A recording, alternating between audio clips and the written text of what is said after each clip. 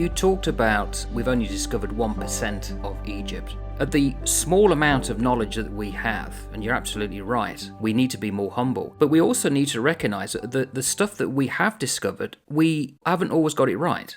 There was a case recently in Spain, a dig to do with a knife on a skeleton. They dated the knife to Neolithic era, and they said that this was a male chief who was buried with an ornament, a hilt of a dagger, that he would have been on a chest, and over time the rest of it's disintegrated, but what's left proves that this man was a revered and respected chief. And that was the stuff written down in the historical narrative for decades.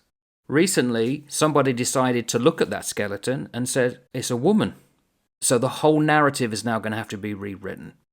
Women were revered as warriors, were buried in a warrior's grave, and obviously were leaders and chiefs. A narrative about what we've dug up and how we interpreted it. Doesn't mean it's correct, because we often get it wrong.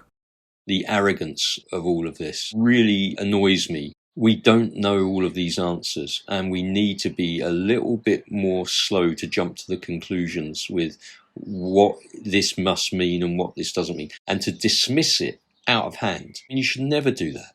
And if you find that it doesn't currently stack up, then just put it to one side, because you might find that subsequently that piece that I put to one side now actually fits here. I couldn't see that until I found all these other pieces of my jigsaw. I don't understand the mentality of what we're breeding into people these days, who just are so dismissive of anything that you can't prove scientifically. And they don't even understand what that means when they say it.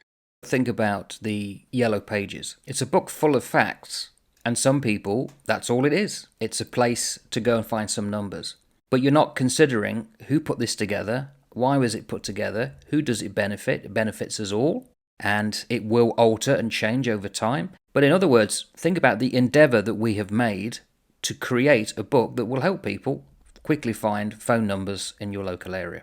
It's also an historical document because you can look back at old Yellow Pages and some of the numbers are no longer valid or those businesses are around. So once you have produced something that is factual, don't think that fact's going to be relevant 20 years from now. When it comes to this part of Scripture, if you are looking at it modern eyes and you want to interpret it that there's no factual evidence or that it's impossible, you may be looking at it from an odd angle or the wrong angle. Consider other angles. But also, is that what it's really trying to tell us? There are other things that this message is about. Faith, that they could be protected and all will be well and they just have to look after themselves and the animals. Do a good thing and then see where you are afterwards. Why would you want to say that's nonsense? And whether you believe it is historically accurate, it's the message. Don't look at the actual facts. It gives you that very good message of people being preserved through atonement to realise a new beginning.